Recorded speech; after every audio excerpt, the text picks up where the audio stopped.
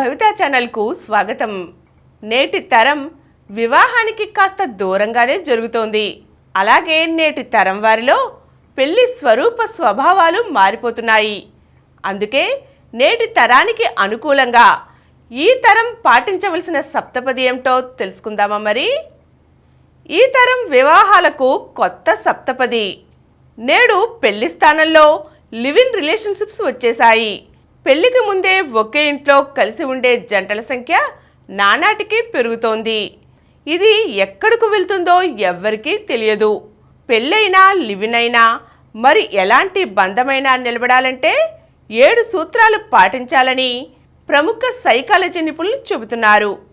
అవి ఏమిటంటే, మొదటిది లోపాలను బలాలుగా మార్చుకోగల సామర్థ్యం. పెళ్ళంటే చాలా సవాళ్లు ఉంటాయి. భార్యాభర్తల్లో లోపాలు ఉంటాయి. దిగులు పడే సందర్భాలు వస్తాయి.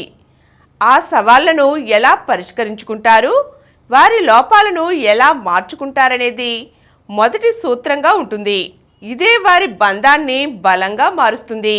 కష్ట సమయాల్లో ఒకరికొకరు ఓదార్పు, మద్దతు, ప్రోత్సాహం ఇవ్వడం అనే దాని మీదే బంధం బలంగా నిలవడం అనేది ఆధారపడి ఉంటుంది.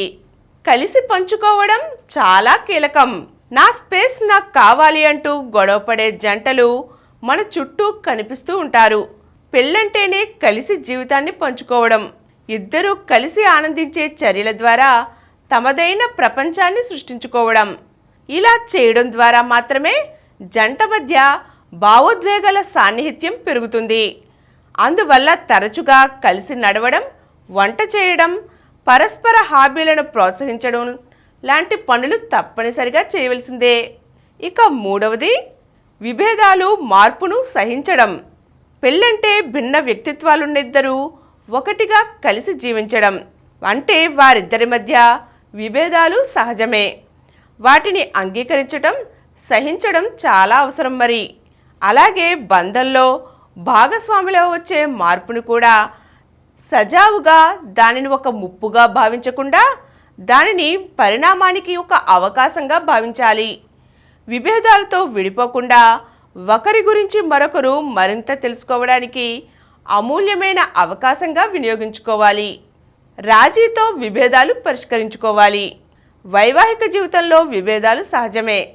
తప్పెవరిదైనా విభేదాలను పరిష్కరించుకోవడానికి రాజీ పడటం అవసరం. అలా రాజీ పడి విభేదాలను పరిష్కరించుకోగల జంటలు ఎక్కువ సంతృప్తికర జీవితాన్ని గడపగలుగుతాయి. అందువల్ల లోపాల గురించి ఒకరినొకరు విమర్శించుకోకుండా సానుకూల లక్షణాలను ప్రశంసించడంపై దృష్టి సారించాలి. ఒకరి పట్ల మరొకరికి అవగాహన, కృతజ్ఞత కలిగి ఉండాలి. అప్పుడప్పుడైనా మెచ్చుకోవాలి. మరి భార్య వంట చేస్తే లొట్టలేసుకుంటూ తినడమే కాదు, అప్పుడప్పుడైనా మెచ్చుకోలు ఇవ్వాలి. అప్పుడప్పుడు వారికి చిన్న థ్యాంక్స్ చెప్పాలి. చిన్న చిన్న విషయాలకు కూడా థ్యాంక్స్ చెప్పడం అవసరమని ఒక అధ్యయనం నొక్కి చెబుతుంది. అలా చేయడం జంట మధ్య ప్రేమను, అనుబంధాన్ని మరింత బలపరుస్తుంది. బంధంలో నిబద్ధత. భారతదేశంలో పెళ్ళంటేనే జీవితకాలం బంధం. అది విజయవంతం కావాలంటే నిబద్ధత కీలకం. జీవితంలో వచ్చే చెడు కాలాలను దాటి బంధం నిలబడాలంటే జంటలో అంకితభావం, పట్టుదల అవసరం. అన్నింటికంటే వైవాహిక బంధమే ముఖ్యమైనదని గుర్తించి దాన్ని కాపాడుకోవడానికి సమయం వెచ్చించాలి. అలా కాల పరీక్షలను తట్టుకుని నిలబడే ప్రేమ, విశ్వాసాలకు పునాదిగా వివాహాన్ని నిర్మించుకోవాలి. తన్ను తాను గౌరవించుకోవాలి. ఆరోగ్యకరమైన సంబంధాలకు ఆత్మగౌరవం అవసరం. అది మీరు మీ భాగస్వామితో వ్యవహరించే విధానాన్ని ప్రభావితం చేస్తుంది. బలమైన ఆత్మగౌరవం ఉన్నవారు సంతృప్తికరమైన సంబంధాలను కొనసాగించడానికి ఇష్టపడతారు.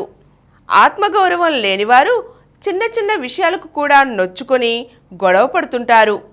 అందుకే ముందుగా మిమ్మల్ని మీరు గౌరవించుకోండి, మిమ్మల్ని మీరు ప్రేమించుకోండి. అది మీ వైవాహిక బంధానికి కూడా పునాదిగా మారుతుంది. ఈరోజు మనం ఈ తరం వివాహాలకు నూతన సప్తపదిగా 7 పాటించవలసిన విధానాలను తెలుసుకున్నాం కదండి. మరో చక్కని అంశంతో మళ్ళీ కలుద్దాం.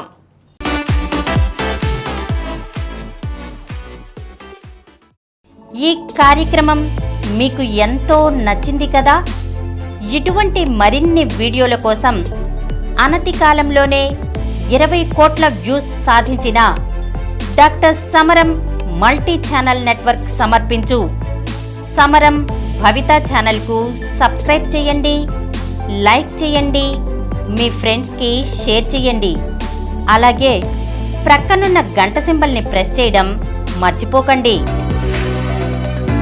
Please download Samaram Channels app from Google Play Store and watch your favorite channels. Click the bell icon and subscribe to the channels.